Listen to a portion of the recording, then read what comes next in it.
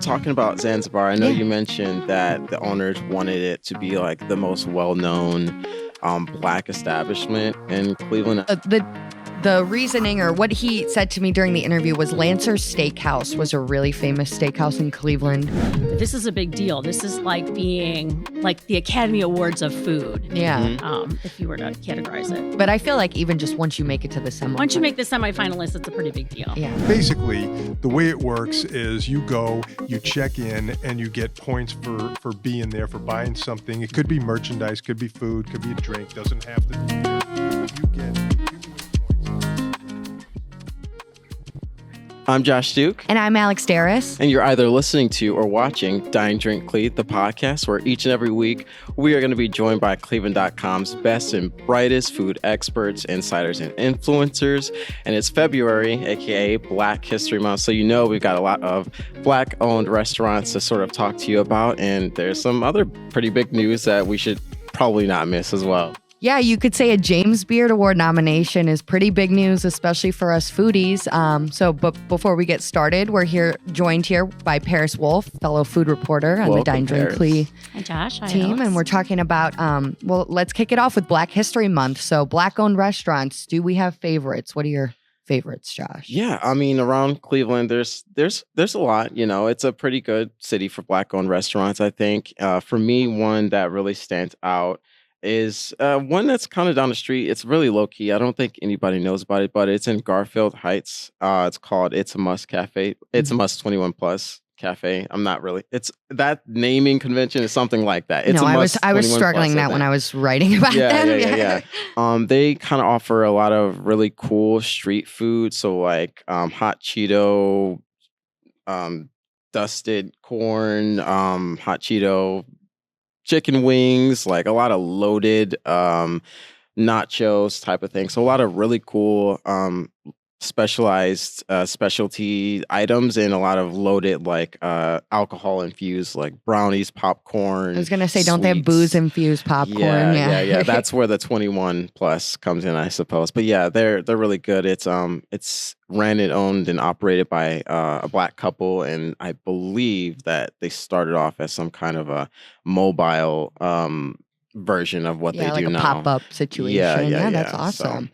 No, that's a good one, especially people don't know. I think I have a few as well. I think in the past couple of years, Roaming Biscuit has become a favorite of mine for breakfast. Or biscuits are so good. They're all homemade. I know we talked about the Fairfax market last week, and I know you can buy it at a lot of different local markets. They're frozen biscuits to bake and stuff. But also recently I did a story about Zanzibar, which has been in downtown in Shaker Square for years now, probably almost 2 decades. But recently it was repurchased by the original owner, Akin Africa. He sold the business in 2018 after he actually was a victim of a shooting in the back of the restaurant. It was an attempted robbery and he was in the wrong place at the wrong time. But he's the opportunity fell in his lap. The new owners were going to resell it and he didn't want to see Zanzibar go down. And it's very significant because he wants it to be the biggest, well-known, Black-owned soul food restaurant in Cleveland. So it's really exciting to see him come back and bring new life into this restaurant that's been around. So yeah, Paris, what about you? Do you have any exciting or a favorite Black-owned restaurant or maybe a new one that's opening up soon? Recently, I reported on Sunset Kitchen, which is opening up in University Circle next to the subway, and the parking, which is always important in that part of town, is behind the restaurant, and it's only $1 an hour. The person who's opening it is going to be Charles Hansford is going to be doing a lot of different kinds of food, trying to span the gamut for ethnic foods. Yeah, so like global cuisine kind of. Yeah, cool. Yeah, that sounds pretty good. But talking about Zanzibar, I know you mentioned that the owners wanted it to be like the most well-known Black establishment in Cleveland. And I'm trying to think, like, have they not already accomplished that? Can we think of? Well, the reasoning, or what he said to me during the interview, was Lancer's Steakhouse was a really famous steakhouse in Cleveland. They had multiple locations. I think the last one closed sometime in the 2000s, if not the 2010s. So he just wants to beat that. He's like, longevity wise, want to do that. But also, I mean, he's very interesting to talk to as an owner because he's very blunt. Like, he reads every review, good and bad. And he knows that maybe over the past couple years, the service or the consistency, those are two things that he's focusing on now with Zanzibar, have been off a little bit, but there's still life there because the food is so great. People go there. And so now he's brought in a whole new management team. He brought back his original chef who had retired after he sold the Zanzibar in 2018, and just kind of trying to bring it back and better and re-up the reputation again and just outlive Lancers is his big thing. But it was really interesting too, because he talked about it like if you go to other big cities like Atlanta or Baltimore or LA, New York, they have like 300 Zanzibars. But here, especially for soul food, it's kind of, you have to seek it out a little bit. And especially Zanzibar has become a good, well-known name in the area. So Yeah, I'm trying to think about like good soul food spots, and I can't really think of many. Well, actually, the owner, Akin Africa, his mother is Angie of Angie's Soul Cafe, which has been around in Cleveland. I know that they're still in the family there, and they're pretty well known. I remember there was like, what was the one place? Hot Sauce Williams. Did you ever go there? That was like a famous Cleveland kind of soul food wings, that kind of thing. But they're closed. That was a bummer. But yeah, I don't know. Yeah. But another one that I really like in Legacy Village. Have you guys ever heard of Black Box Fix? I've heard of it. Yes, I've heard it's amazing. It is amazing. They once again, I guess I have a thing for like these loaded, like really crazy, like sandwiches and like really unhealthy, like street food like type junk deals. food turned into upscale They, cuisine. exactly. You know what? That's exactly right. And they offer like really great sandwiches. Like there's this, I think they call it like a marijuana. It's not marijuana, but they put some kind of name to it that was like weed-esque. I don't remember. Because it's all food a stoner would come up exactly. with. I think it was like a stoner sandwich. I think that's what it was Yeah. called or something. It's just loaded with all different types of seafood, and Ooh. it's just so good. There's so many. Yeah, really no, that's on my list. Yeah. Like, because I'm working on a list for cleveland.com. It'll probably be out by this podcast. But I think I found over 60 Black-owned restaurants or food kind of adjacent businesses. Because there's bakeries. There's one person I know Paris also spoke with recently, the Wake Robin company owned by Ismail Samad. They make fermented foods, but I know he's also working on a chocolate factory, right, Paris? Can you tell us a little bit about that? He's working on developing a chocolate factory in East Cleveland, and he is bringing in the raw materials and making chocolate and going to be selling them at a new cafe that he's going to be opening and some of the other smaller boutique-y places around town.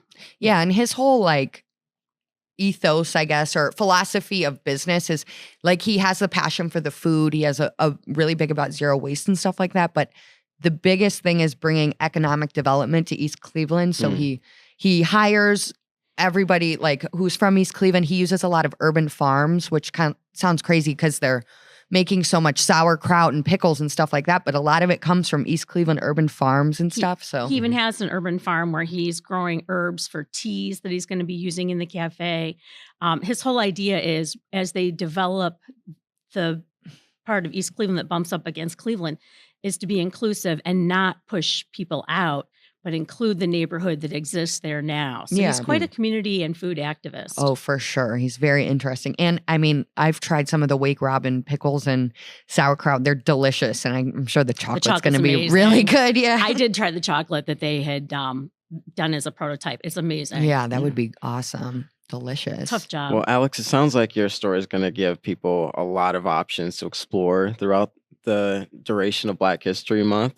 Can't wait till it comes out. I feel like someone should go on like a food tour using your list or something. Because no, even just like if you wanted to do just the soul food spots or just like the Black-owned bakeries or something like that. Because there is, I mean, it's great to see that the number is growing in Cleveland. Like Akin said of Zanzibar, the other cities, there are so many Black-owned restaurants with all this cuisine and stuff, but Cleveland, it's slowly growing. Yeah, so. And I think Paris mentioned this earlier, but like, where would you say that these are kind of like located? Is it just downtown or is it around? I think a lot of downtown and the like immediate suburbs around downtown. It probably could span a little bit more into the suburbs. Like, there's a lot of room for growth there, I think. But yeah, I think whether you live on the east side, the west side, or you're more south towards Akron, like there's something on the list close to your house. So, Well, if we missed something, let us know. yeah, Tell us what please your- write in to dining@cleveland.com, our email, and let us know your favorite Black-owned restaurant. So, Yeah, we'd love to check them out.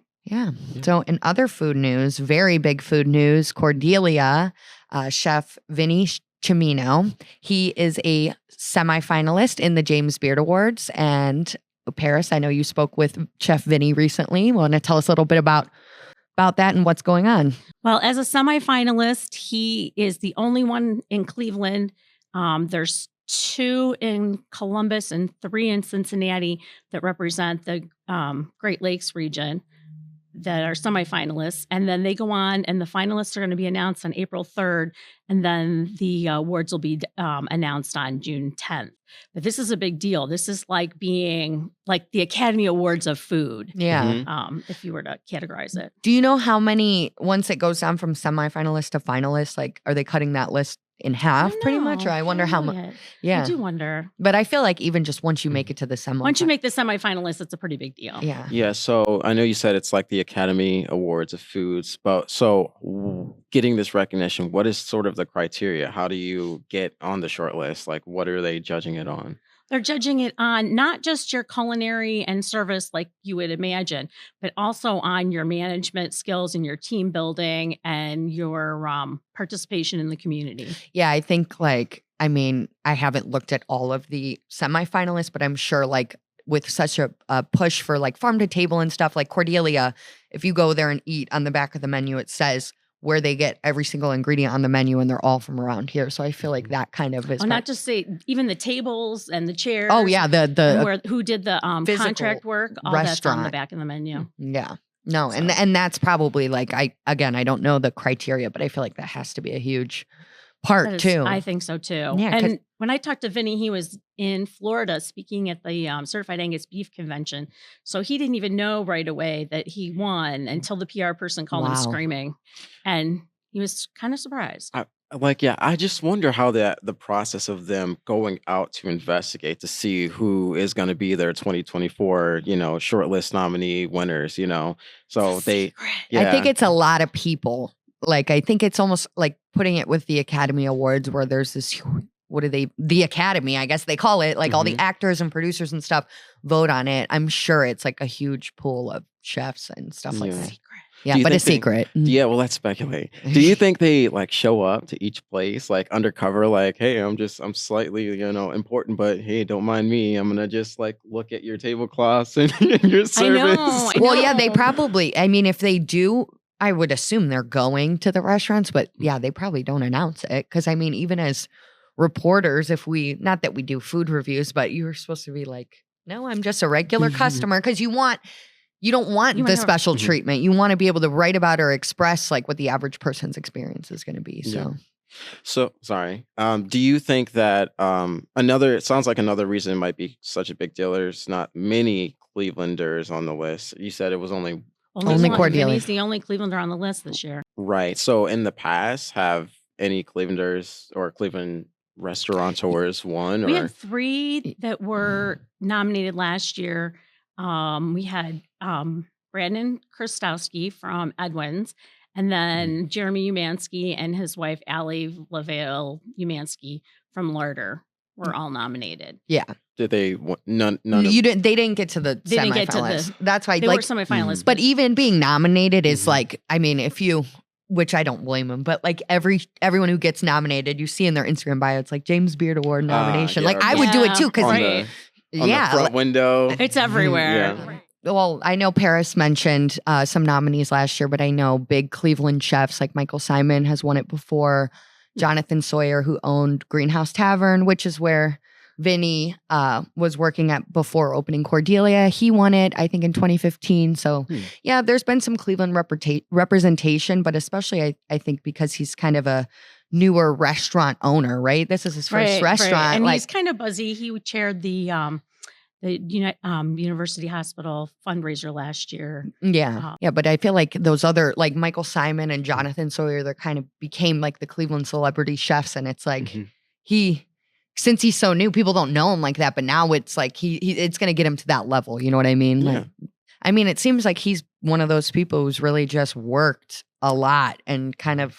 He did work with a lot of people around Northeast Ohio. He spent 6 years with Ken Stewart in Akron, and he did not go to culinary school. Wow. He earned his chops by coming up through the ranks, starting waiting tables and moving into salads and just moving up and trying to learn as much as he could from a lot of well-known Cleveland chefs who have a lot of experience and knowledge to share. Yeah, and it seemed like when the opportunity for the restaurant came, it's like he was really thoughtful. Like all of them are very thoughtful about it there. Like you can just tell it's like a very elevated experience. Like you said, from to the tables that are they care about that they come from the region to the menu items, you know? And you would think, because especially like thinking about it, Lola was such a institution in the Cleveland culinary world because it was Michael Simon's place and everything. So in theory, I'm sure people were like, oh, I wonder what's going to fill those shoes. And I'm sure they didn't imagine it was going to be such a big hit, you know?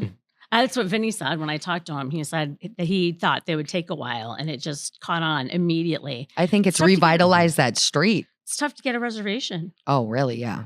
No. Well, especially now. Yeah. Impossible. Yeah. No, I would love to go for brunch. You went for the first time this weekend? I went Friday. Yeah. And you I had the smoked trout dip, the farmer's cheese, and then my favorite was the chicharrones, and they were covered with za'atar and honey dust. They were so good. No, I've had they have fried chicken. I can't remember if it's a sandwich or what, but it comes with Kool-Aid pickles, and they're bright green pickles, but they're so good.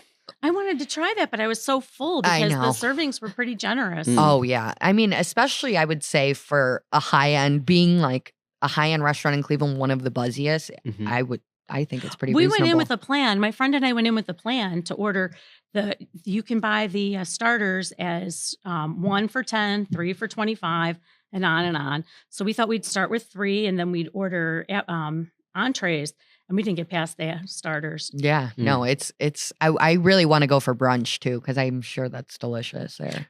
So is there anybody who didn't get the recognition that we maybe think should have or should in the future? Cleveland has so many great places. Yeah, I think this year too, maybe like, I think it's the timing is right because Cordelia, they had a little over a year now to gear up and stuff, but I could see just from some of these like people I've interviewed and talked to, in a year, who knows? I wouldn't be surprised if they were nominated because of how they're elevating the Cleveland food scene, you know? And now we're joined with Marc Bona, who's going to talk to us a little bit about the Cleveland Brewery Passport. So, hi, Marc. Hi, Alex. Yeah. So what's going on? Brewery Passport. That sounds like every beer lover's dream. So it is. It's kind of wild because I was thinking about this when I wrote the story that I had done a story, it seems like yesterday, but it probably was 10 years ago, about a beer trail in New Orleans. And at the time, there were no brewery passports, no beer trails, nothing in the state of Ohio. And now Ohio has really exploded with them. And this is really one of the biggest and best organized. So this comes from Destination Cleveland. It is all digital, of course, Cleveland Brewery Passport. They have become very popular. Summit has one. Medina has one. There's several throughout the state. This is a good one. 43 different breweries, all in or very close to Cuyahoga County. The one common denominator is they are all within 30 miles of downtown Cleveland. That's pretty good. Very, very simple thing. This is really a promotional event. This is a way to get people out to experience breweries because some of them are very well known, very large, and in the middle of the city. Others are kind of like in small neighborhoods. They're kind of quiet, and you have to know to get there. And the beer heads really like that, but their business is a little slower for them than maybe some of the other ones. Well, and I'm sure this time of the year too, when you don't have the brew garden, it's like outside. Exactly. Yeah. You don't have the patios to enjoy. You don't have other events going on. So it's a way to get people out and enjoy it. And it's a really good mix. Now, they've added a few this year. Midnight Owl in Shaker Heights recently opened from Joel Warger. He's part of this. Tricky Tortoise and Willoughby will be part of it when Oh. they're opened, and Pompatus and Chagrin Falls and several others. Mm. So it's pretty neat. I mean, I found on the list, I think there were 4 in Chagrin Falls all the way to the east. There's one in Mentor. There are several out west, Avon, North Ridgeville, Amherst, that whole area as well. So it's a fun thing. Basically, the way it works is you go, you check in, and you get points for being there, for buying something. It could be merchandise, could be food, could be a drink, doesn't have to be beer. You accumulate points. Some of these places will give you discounts for Oh, that's nice to know. right there just for showing up.